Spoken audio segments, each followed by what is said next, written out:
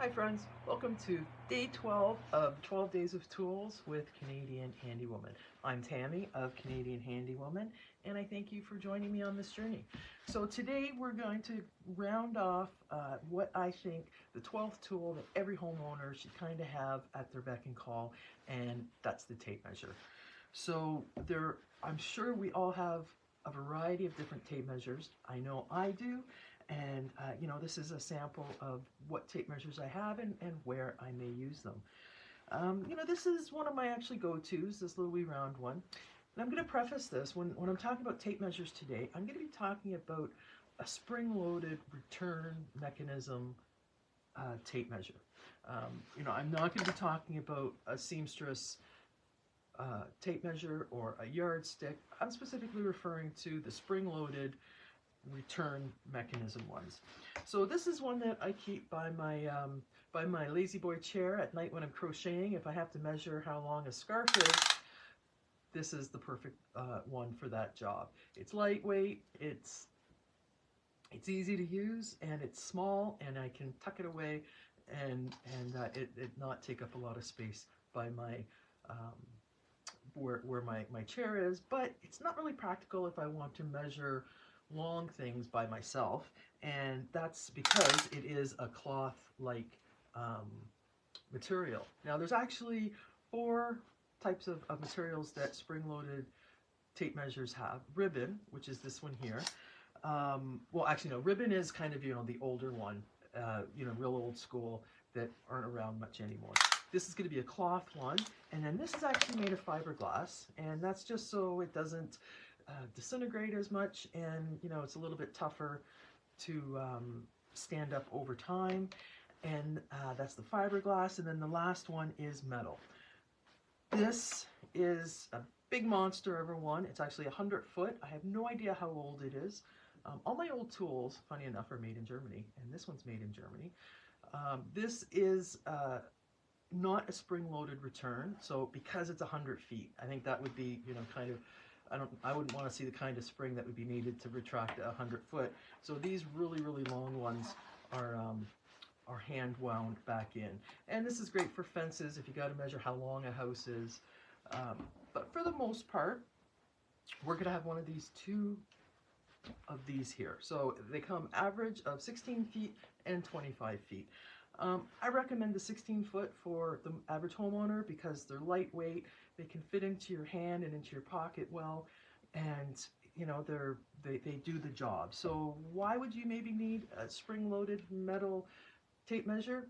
Say you want to get a new shower rod. If you're by yourself and you have to measure how long it is, using a seamstress tape to your arms are not going to be long enough to cover that span. So that's why we want to use one of these metal ones that we can rest on the top and be able to hold it with just one hand and get a pretty accurate measurement. Now that's really the difference between a 16 foot and a 25 foot. It's going to be the width of your measuring tape.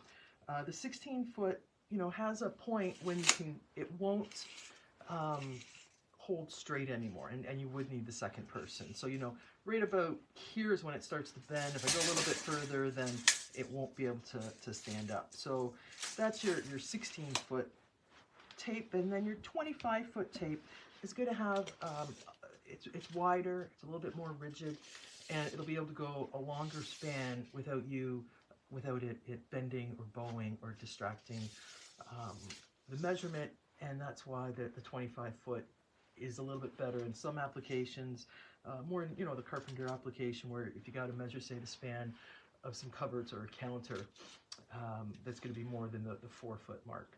So there are some interesting facts about tape measures.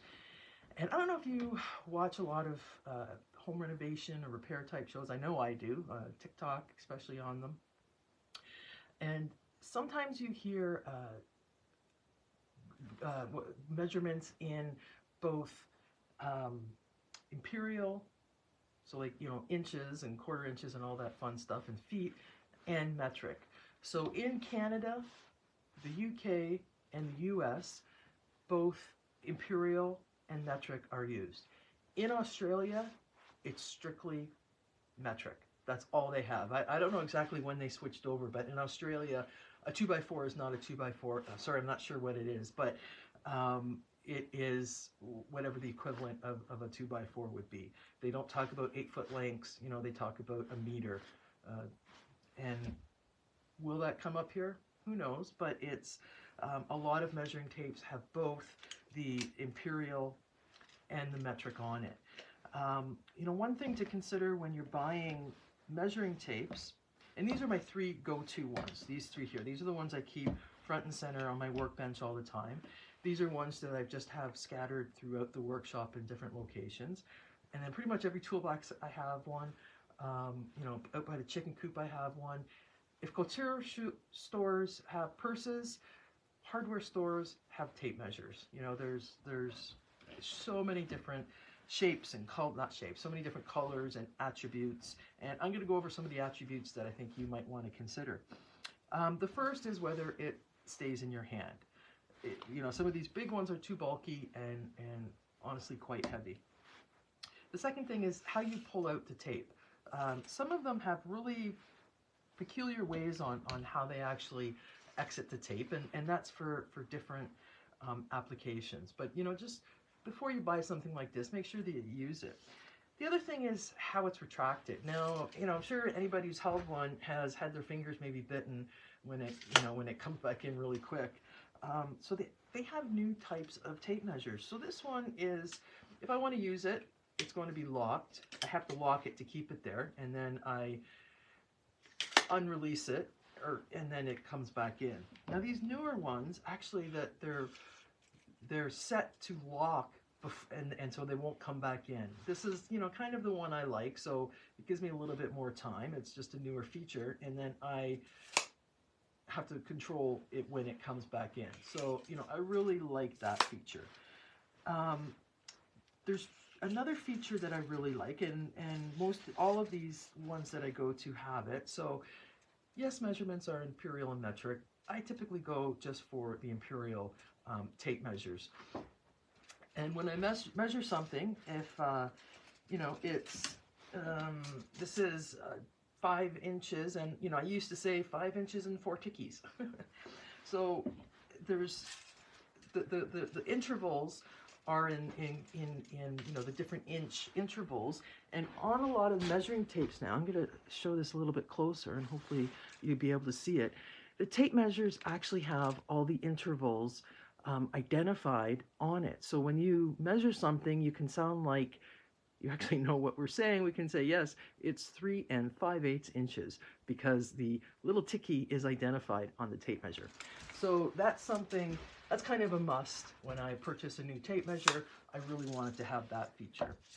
Now there's something else I want to show you, and that's this one here. It's called a self-centering tape measure. Now, you know, a new homeowner may not want this, but someone who, you know, maybe does a lot more of their own work around the home may want to get something like this, and it's called a self-measuring tape, and I'll show you the feature. So if I want to, you know, do something with this piece of wood and I want to find dead center, yes, there are ways that I can do it with a regular tape measure, but the self-centering tape measure does it all by itself, and I'll show you.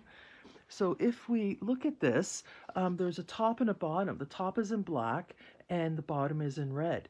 And if we go to the top, this piece measures 5 3/4 inches.